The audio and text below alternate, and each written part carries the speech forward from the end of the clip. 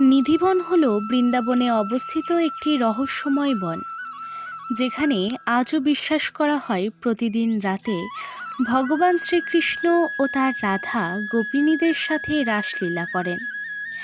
নিধিবনের ভেতরে যে সকল গাছগুলি আছে সেগুলিই নাকি গোপিনী। এই গাছগুলি রাত্রেবেলায় গোপিনীতে পরিণত হয় এবং সকালে গাছ হিসেবেই থাকে। এই গাছগুলি এমন গাছ যার পাতা কোনোদিনও ঝরে না এবং সারা বছরই সবুজ থাকে। তবে নিধিবনের সন্ধ্যা আরতির পর কাউকে প্রবেশ করতে দেওয়া হয় না, যাতে রাধাকৃষ্ণের লীলা কেউ চাক্ষুষ করতে না পারে। তবে নিধিবনে যাওয়ার সাহস অনেক মানুষই করেছেন।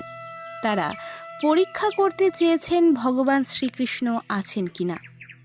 তাদের সাথে কি হয়েছে চলুন আজকে আলোচনা করা যাক। আজকে আমাদের আলোচনার বিষয় নিধিবনের রহস্য। কি কি ঘটেছিল নিধিবনে গিয়ে।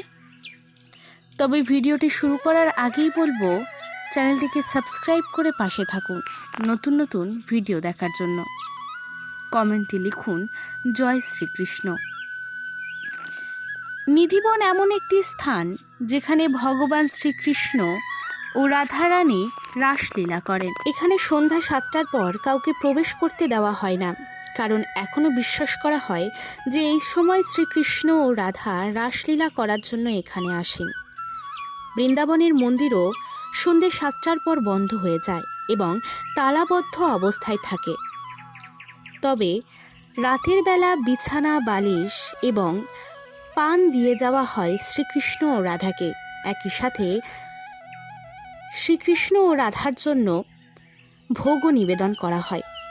তবে মন্দিরের পূজারীদের মতে সকালবেলায় সেই ঘরটি অগোছালো অবস্থায় থাকে এবং মন্দিরের যে প্রসাদ সেগুলি আধ খাওয়া অবস্থায় থাকে এবং তারই সাথে পানের যে অংশ সেগুলিও ছিবড়ে আকারে পড়ে থাকে, যেন কেউ চিবিয়ে ফেলে দিয়েছে। তাহলে বলুন তো, এমন মাহাত্ম্য বৃন্দাবন ছাড়া আর কোথায় দেখা যায়? তবে জানেন, এই নিধিবনেরও মাহাত্ম্য আছে অনেক। জানা যায় এক মহিলা ভগবান শ্রীকৃষ্ণের সাথে দেখা করার জন্য নিধিবনে যায় লুকিয়ে লুকিয়ে। সন্ধে 7টার পর তালা বন্ধ হয়ে যায় নিধিবনে।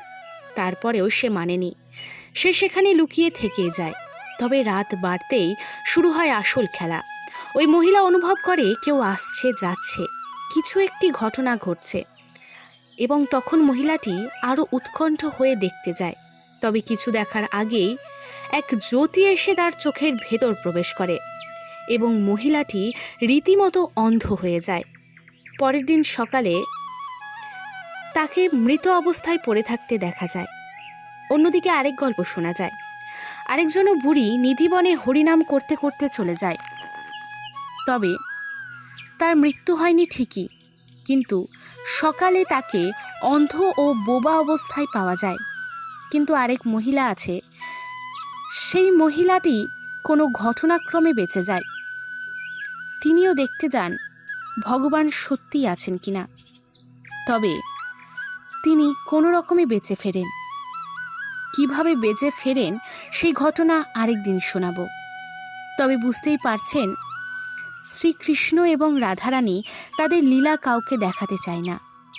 তাদের লীলা তারা নিজেদের মধ্যেই সমাপ্ত রাখতে চায়।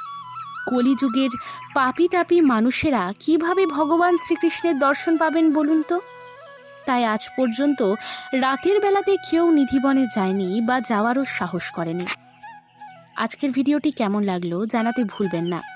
কমেন্টে লিখে যান জয় শ্রীকৃষ্ণ, রাধে রাধে। আজকের ভিডিওটি এই পর্যন্তই। আপনাদের যদি কোনো বিষয়ে আরও জানতে ইচ্ছে করে আমাকে কমেন্টের মাধ্যমে জানান, আমি বিস্তারিত ভিডিও নিয়ে আসার চেষ্টা করব। আজকে আসি, রাধে রাধে।